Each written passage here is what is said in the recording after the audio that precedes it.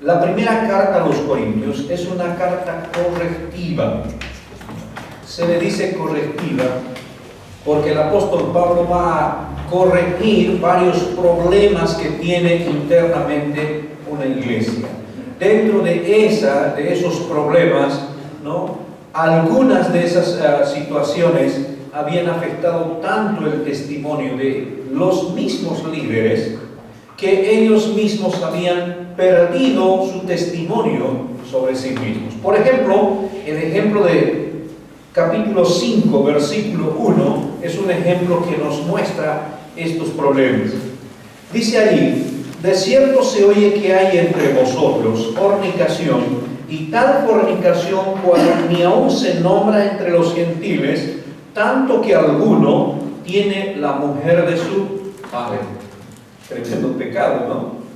Allí había creyentes que estaban viviendo en un estado pecaminoso terrible, y lo que dice el verso 2 es lo sorprendente: vosotros estáis envanecidos. ¿No debierais más bien haberos lamentado para que fuese quitado del medio de vosotros el que cometió tal acción?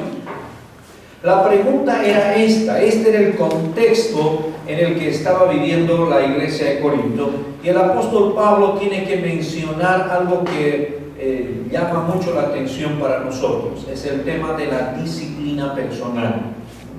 Es el tema de manejar el dominio propio en la parte práctica de la vida cristiana. Por eso la corona que está mencionada aquí en este versículo 25 es la corona, ¿no?, incorruptible, que es dada a todas las personas, es decir, creyentes que tienen la capacidad y desarrollan la capacidad de ejercer dominio propio en medio de las circunstancias más adversas. Esta es la idea de esta recompensa. Ahora, ¿cuántos de nosotros no luchamos con este tema de nuestra carne? Tremendo, ¿no?, nuestra lucha. Algunos perdemos batallas tremendas, imperiosamente. Nos vemos apabullados por situaciones bien particulares. Nuestra carne está en una permanente lucha con nuestro ser, con nuestro espíritu, donde es necesario ejercer dominio propio, aprender la disciplina. Quisiera preguntarles algo. ¿Cómo está su tiempo de oración? De 1 a 10. ¿Vamos bien? ¿Sí? ¿Un 5? ¿Quiénes dicen un 10? ¿Hay alguien? Entre 5 y 10. Ya hay alguien. Entre 2 y 4 y 5. Y algunos vamos a levantar la mano. Ahora, digamos, vamos a hacerlo así, ese elemento necesario como es la oración requiere disciplina, ¿verdad? ¿Por qué? Nuestra mente y nuestra vida está tan acostumbrada a hacer tantas cosas y no reservar un tiempo especial para tener nuestro momento de orar. Eso es determinante. Cómo oras y cuánto oras puede determinar destinos, puede determinar cosas en la vida, puede determinar situaciones. Por eso a veces no prestamos atención a la importancia de la oración, y al no disciplinarnos en esto, que es la oración, vamos perdiendo batallas.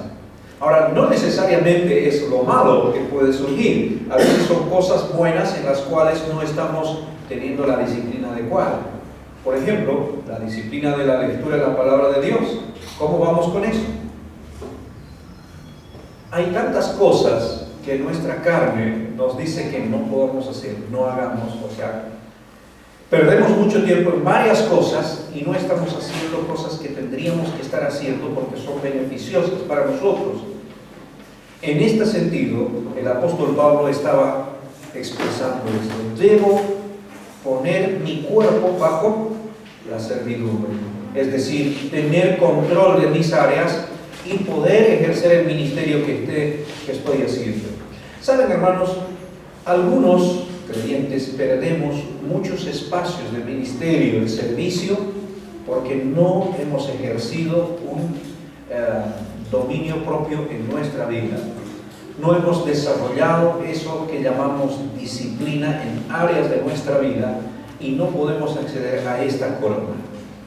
Pero es interesante cuando alguien comienza a tomar el control, el dominio en sí mismo, dominio propio de sí mismo, y empieza a manejarse en la vida práctica con este asunto y va a tener esta promesa para sí misma.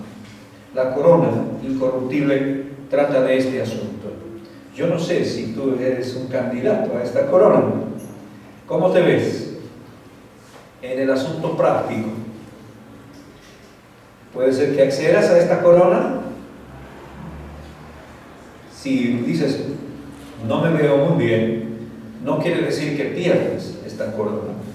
Está todavía allí para que puedas tú ejercer dominio propio, control, disciplinarte y acceder a esta corona. Una recompensa mencionada en la palabra de Dios. Ahora, también, hermanos, 3 palabritas aquí quisiera agregar. La primera palabra la mencioné, disciplina, ¿verdad? La segunda palabra, constancia, y la tercera, sacrificio. Necesarias son estas palabras en el aspecto práctico. Constancia. Tú puedes tener disciplina 1 vez, 2 veces, 5 veces, 10 veces. ¿Cómo se forman los hábitos? Con la constancia. A veces dices, o te dispones, dice, yo voy a disciplinarme en el tiempo para tomar un tiempo para orar. Y me voy a levantar todas las mañanas a las 5 y de 5 a 6 voy a orar, porque a las 6 ya tengo que salir a trabajar. El primer día, bien. El segundo día, bien también. El tercer día, 5, ya sonó el despertador, 5 y 5 me voy a levantar. Y así cada día va pasando hasta que pierdes. ¿Ven la palabra constancia? Eso es lo que necesitamos también. Disciplina, constancia y sacrificio. Quizás vas a tener que sacrificar otras cosas para ejercer disciplina y dominio propio, pero allí tiene que estar. Eso es lo que habla acerca de la corona incorruptible. Ahora, hay una segunda corona que aparece en 1 Corintios capítulo 3, versículo 13. Dice allí, la obra de cada uno será manifiesta, porque el día la declarará, pues por el fuego será revelada, y la obra de cada uno, cual sea el fuego, la probará. Ahora, Filipenses capítulo 4, versículo 1, dice así, voy a mencionar este pasaje. Dice, Filipenses capítulo 4, versículo 1. Así que, hermanos míos, amados y deseados, gozo y corona mía, estad así firmes en el Señor. ¿Qué más dice? Amados. La corona de gozo, mencionada aquí, gozo y corona mía, es una corona bien especial. 1 Tesalonicenses capítulo 2, por favor, versículos 19 y 20. ¿Qué dice la Escritura allí? Dice, porque ¿cuál es nuestra esperanza o gozo o corona de que me gloríe?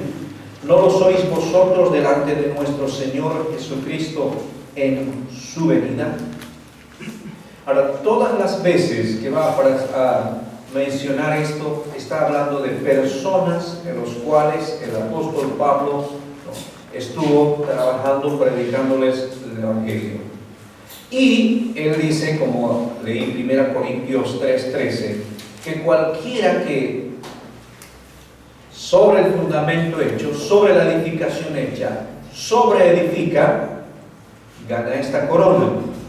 Hace referencia a las personas que uno habla para Cristo y ellos reciben al Señor.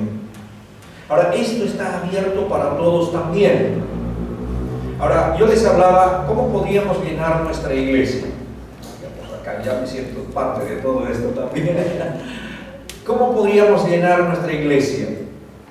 Y yo les mencionaba una idea el día de ayer.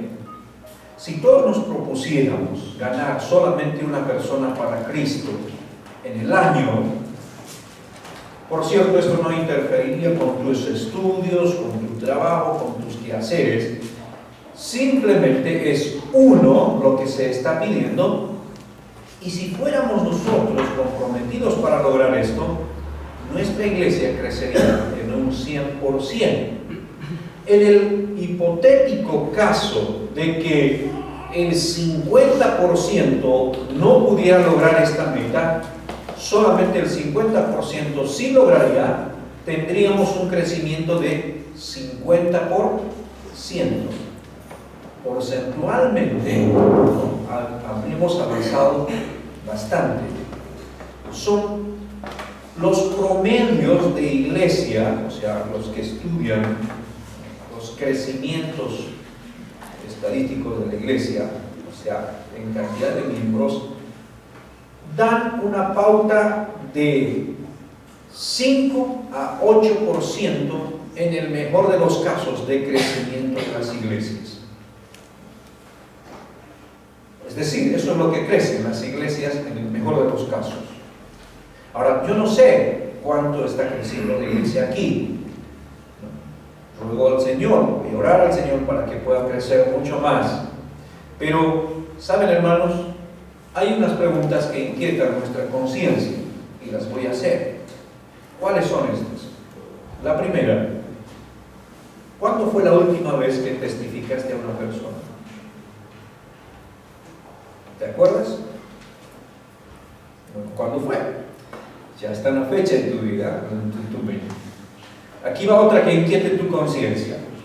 ¿Cuándo fue la última vez que recibió una persona a Cristo cuando tú le hablaste del Evangelio? ¿Tienes en tu mente ese dato? Si no lo tienes, es porque no has estado haciendo esto de predicar el mensaje del Evangelio. Y si no tienes en tu mente el dato de cuándo fue la última vez que le hablaste a alguien de Cristo, yo creo que te estás perdiendo una gran cantidad de coronas. Y creo, hermanos, que podrías retomar el asunto y poder tomar estas coronas como premios del Señor. A veces me pregunto, ¿tan importante es el evangelismo, el ganar personas para Cristo, que nosotros olvidamos esa importancia? ¿Cómo creen Dios que podría llegar al mundo entero con el Evangelio y hacer que se convierta? ¿Qué creen que podría hacer Dios? ¿Qué les parece unos buenos truenos? Y unas letras en el cielo que digan arrepiéntanse o puntos suspensivos. Firmado Dios. ¿Qué creen que haría la humanidad? ¿Entienden? ¿Dios podría hacerlo? Sí. ¿Dios podría enviar a sus ángeles? Lo podría hacer. No lo hizo. ¿Por qué? Porque la obra esta nos encomendó a nosotros, ¿verdad? Ahora, ¿será que nosotros no estamos capacitados para eso? ¿Será que no sabemos? ¿Será que no podemos? Si Dios nos dio el ministerio de predicar el mensaje del Evangelio, es que Él cree en nosotros. Es que Él confía que nosotros sí podemos hacer este ministerio de predicar el mensaje del Evangelio y poder llegar a las personas. Si Él cree, ¿creemos nosotros que podemos? Ese es un obstáculo que tenemos que vencer en el ámbito del evangelismo. A veces nosotros no creemos que podemos hacerlo. Y terminamos siempre frustrados, terminando, digamos, encerrados en nuestro propio concepto. Cuando Dios puso en nuestras manos este mensaje del Evangelio y nos dijo, prediquen en todo el mundo, es que cree Él que nosotros podemos hacerlo. Y Él iba a estar respaldando permanentemente esta labor. Y no solamente incentivándonos, no solamente para predicar, sino también diciéndonos que hay una corona por cada alma ganada para Cristo. Si esto tuviéramos que traducirlo en términos financieros, como un ejemplo, saco de mi bolsillo un cheque, ¿no? Y digo, este cheque vamos a darle a la persona que gane un alma para Cristo. Y en el cheque hay 250 pesos. ¿Cuántos de ustedes estarían dispuestos a llevar el Evangelio enseguida? Dependería de la cantidad que ganes y ganarte los cheques que puedas, ¿verdad? Bueno, el Señor está haciendo eso mismo, exactamente lo mismo. Los cheques no nos los muestra, pero nos dice que hay recompensas para cada uno, por cada alma ganada. ¿Cuántos quieres ganar? Ahora, siempre está esta predisposición de Dios. Por eso la corona de gozo está dispuesta para cualquiera de nosotros. ¿Por qué no la hacemos? Buena pregunta. ¿Por qué no disponemos un tiempo para hacer esto? Si sabemos que el Señor va a cumplir su promesa.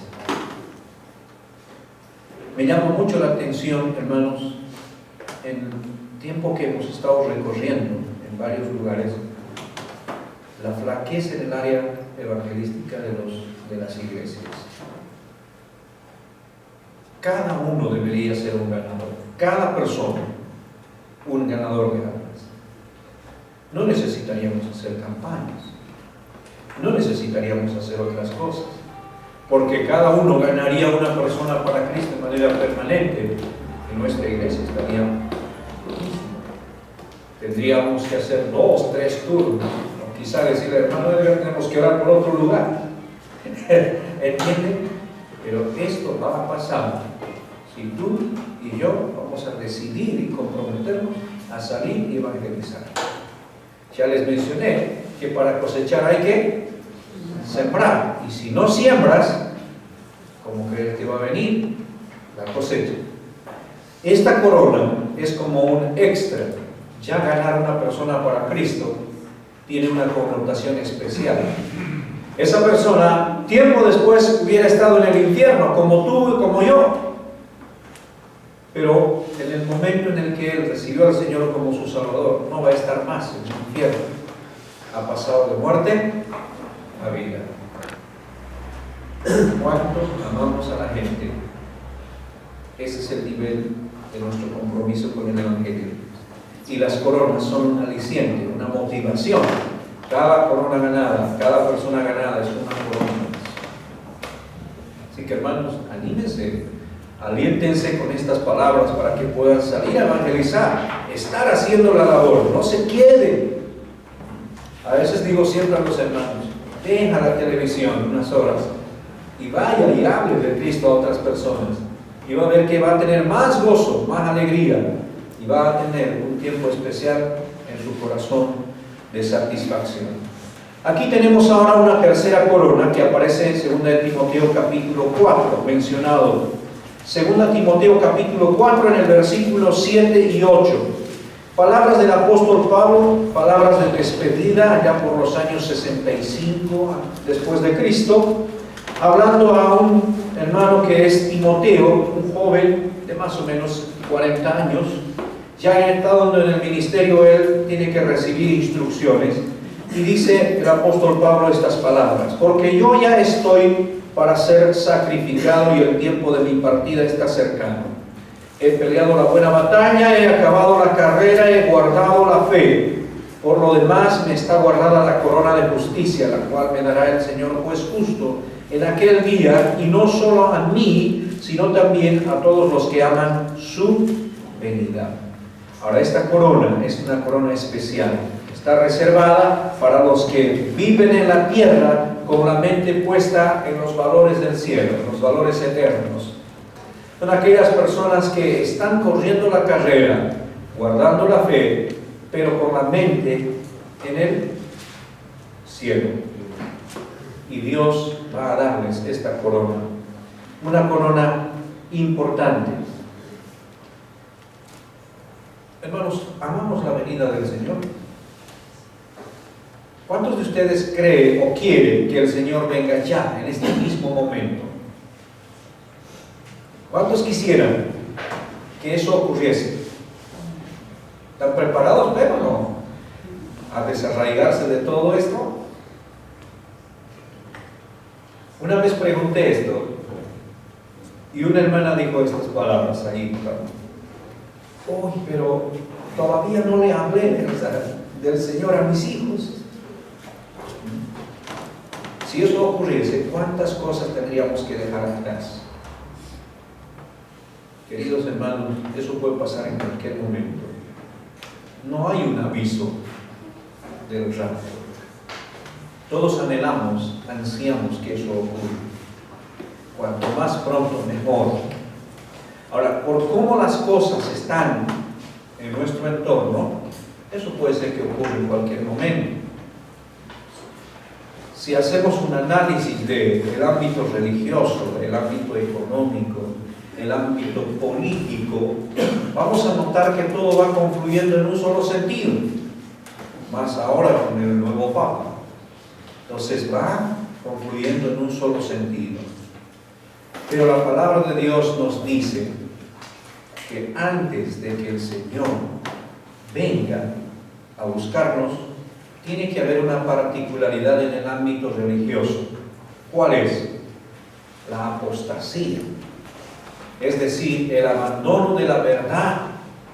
Y hoy hay mucho de eso.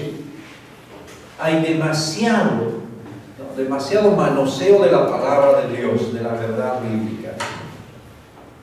Y lo que era verdad, ahora ya es cuestionada. Porque hay mucho de eso. No vaya a ser que el Señor nos esté llamando en estos días para ir a nuestra casa celestial y desarraigarnos de todo esto. Por eso les decía, deberíamos estar mirando el futuro, amando su venida, luchando, batallando en este día, en estas horas, en este tiempo que tenemos, pero mirando nuestro tiempo de partida. Algunos vamos a partir antes. Si el Señor no nos llama o no viene a buscarnos antes, vamos a partir antes al Señor. De todas maneras vamos a partir. Algunos por la puerta de la muerte y otros por la venida del rapto. Vamos a estar en ese. Pero el asunto es que esta corona estaba reservada para los que viven en la tierra con la mente puesta en los valores eternos y en las cosas del cielo. ¿Invertimos? ¿Estamos en eso? ¿Tenemos nuestra mente puesta allí? La tercera corona que mencioné es la de justicia. Ahora vamos con la cuarta rápidamente. Esta corona está en Santiago capítulo 1, en el versículo 12 mencionada. Dice así la escritura en capítulo 1 de Santiago, en el versículo 12: bienaventurado el varón que soporta la tentación, porque cuando haya resistido la prueba, recibirá la corona de vida que Dios ha prometido a los que le aman. Aquí hay un juego de palabras medio extraño, ¿no? Bienaventurado el varón que soporta, ¿qué? La tentación. Cuando haya resistido, ¿qué? La prueba, recibirá la corona. ¿Qué es? ¿Tentación o prueba? Son dos términos no iguales. Bueno, la primera, siempre en la cláusula hermenéutica, es la primera frase en la que determina la dirección del sentido. La segunda es una acotación ampliatoria, es una aclaración. Es decir, en este caso es la prueba, es decir, está presentada la tentación. La tentación siempre es para hacernos errar en el camino, ¿verdad? Es para incitar a tu carne a que hagas lo malo. La tentación en sí misma no es malo. pero a su vez eso mismo se constituye en una prueba a tu fidelidad, a tu persistencia en lo que crees o en tus principios.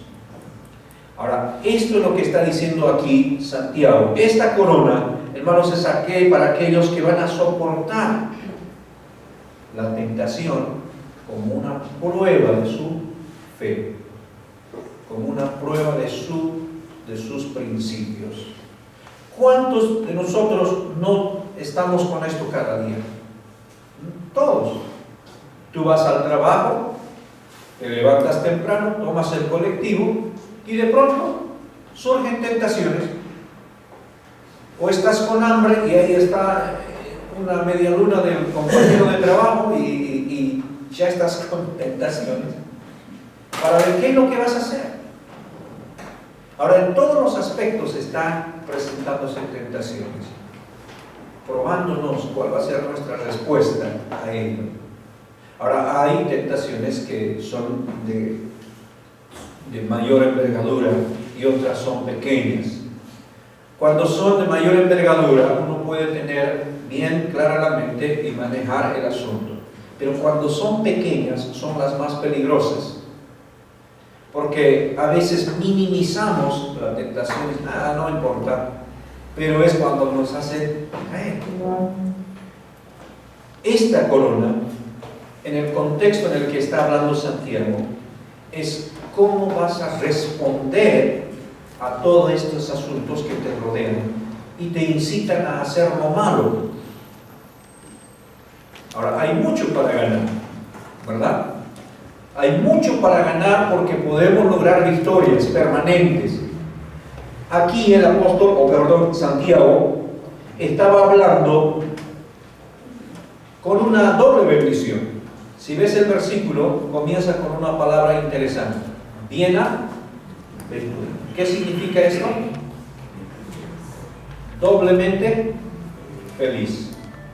Si esto lo ponemos en términos de sonrisa, digamos que la primera es esta y la segunda será todo el rostro. Esta es la idea. Bienaventurado el hombre, el varón que soporta la tentación. Ese tendrá la corona.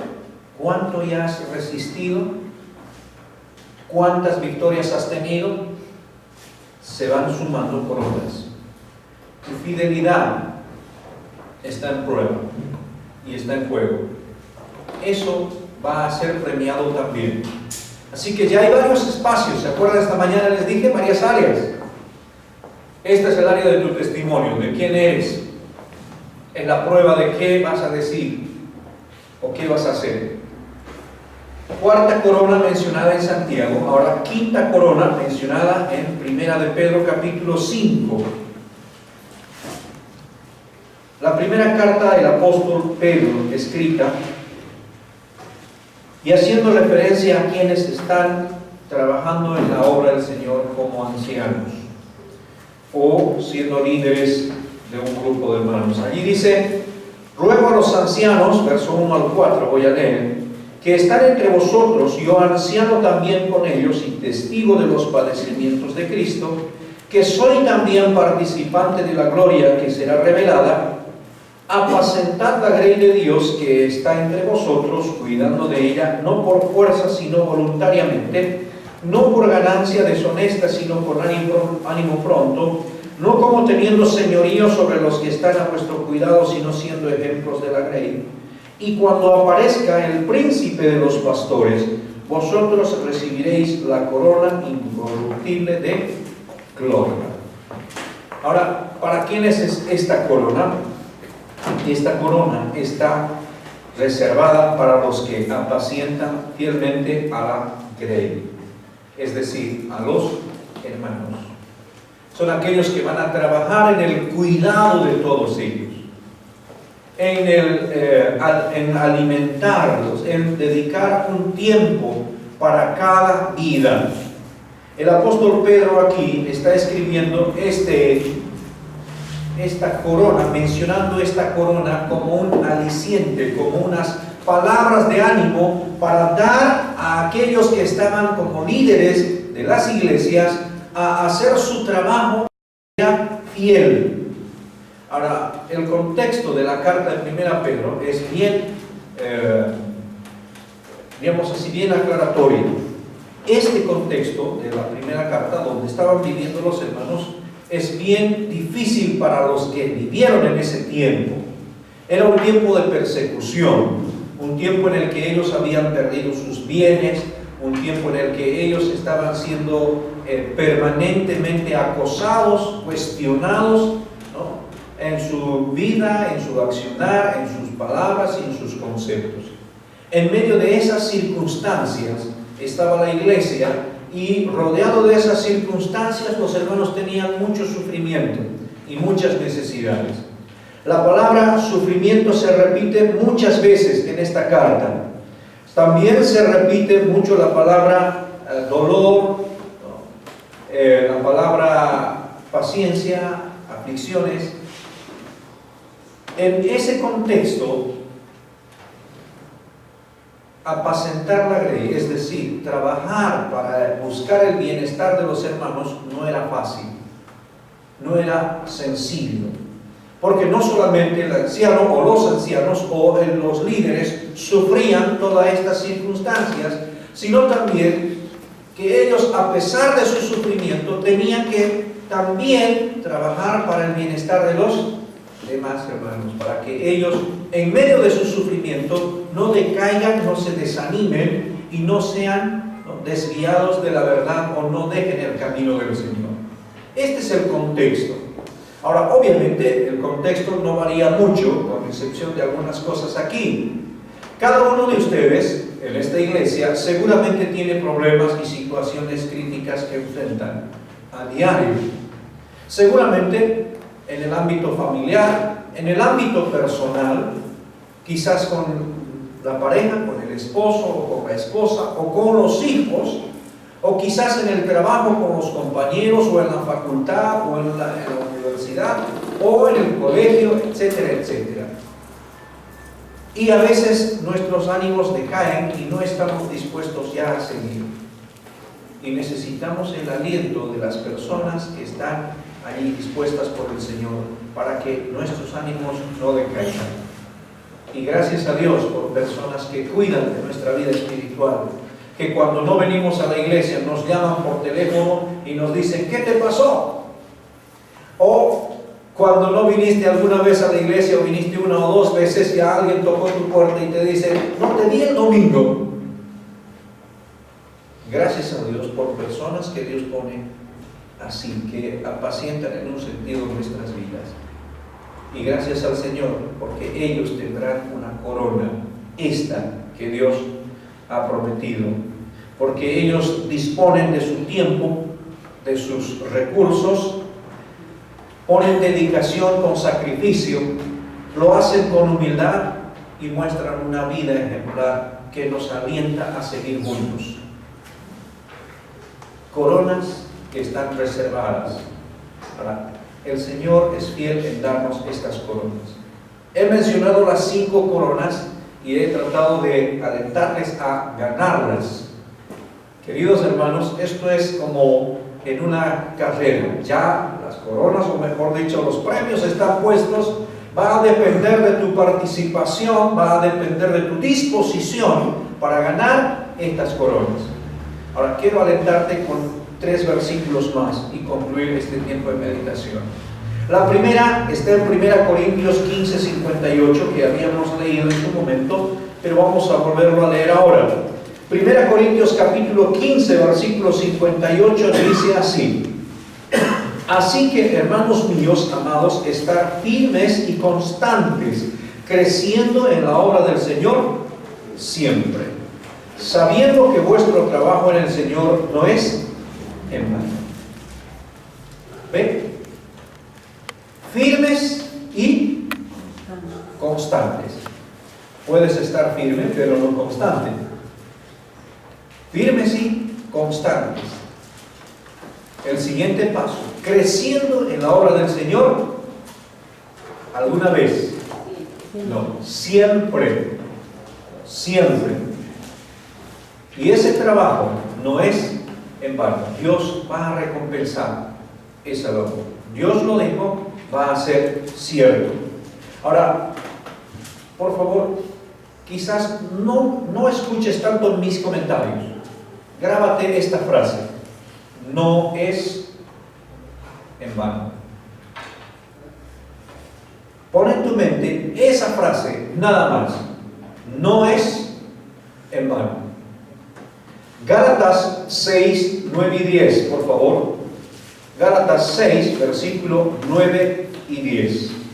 ¿Qué dice la Escritura allí? Dice: no nos cansemos pues de hacer bien, porque a su tiempo segaremos si no desmayamos. Así que, según tengamos oportunidad, hagamos bien a todos y mayormente a los de la familia de la fe. Ahora aquí no voy a hacer un comentario, extraigo una palabra. Y grabe esa palabra en su mente, hermano. La primera frase: no es en vano. La palabra que extraemos acá es del versículo 9. Segaremos. En otros términos, cosecharemos. Eso es cierto. Efesios capítulo 6, versículos 7 y 8. Dice la Escritura, hablando allí a los siervos: sirviendo de buena voluntad como al Señor y no a los hombres, sabiendo que el bien que cada uno hiciere, ese recibirá del Señor, sea siervo o sea libre. Extraigo otra palabra de aquí, la palabra recibirá. Ahora sí, las tres palabras juntas: no es en vano, segaremos, recibirá. Esas palabras deben alentarnos a seguir sirviendo, a seguir trabajando y a seguir haciendo lo que Dios nos ha encomendado hacer aquí. Primero, en nuestra iglesia local y en nuestro entorno.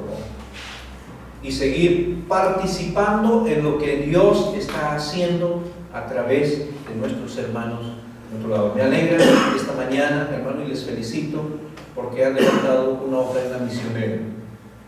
Ustedes no se imaginan cuánto hace falta una ofrenda misionera para un misionero que está trabajando aquí en obra de Dios. No se imaginan. A veces hay misioneros que no tienen más que comer y justo llega esa ofrenda. A veces hay misioneros que no tienen más material para seguir trabajando y en el momento justo llega esa ofrenda para seguir haciendo la labor. Me alegra que hagan una ofrenda misionera y siempre haganla, porque la obra de Dios es, como ya sabemos, con los pies de los que van, con las rodillas de los que oran y con las manos de los que dan, se hace la obra. Participe, hermano, en cualquiera de esas áreas, siempre, y no se prive. Dios quiere recompensarnos sí o sí. A veces me pregunto, ¿le ganaré a Dios siendo generoso? ¿Creen ustedes que le vamos a ganar a Dios siendo generoso? Yo creo que nunca le vamos a ganar a Dios siendo generoso. Él siempre está dispuesto a darnos más. A veces me pregunto, ¿por qué el Señor nos pide a nosotros ofrendas y demás para que hagamos la obra del Señor? No es porque Dios no puede sostener a sus misioneros, a sus hijos. Es porque quiere darnos la oportunidad de participar a todos en la labor que está realizando. Es como que te está diciendo, tengo un negocio grande, ¿quieres invertir algo?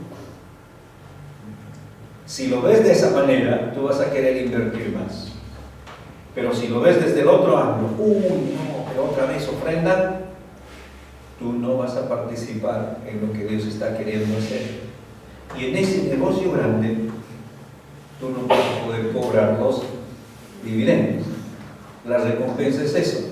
Estamos invirtiendo en las cosas de Dios y el Señor va a darnos la recompensa.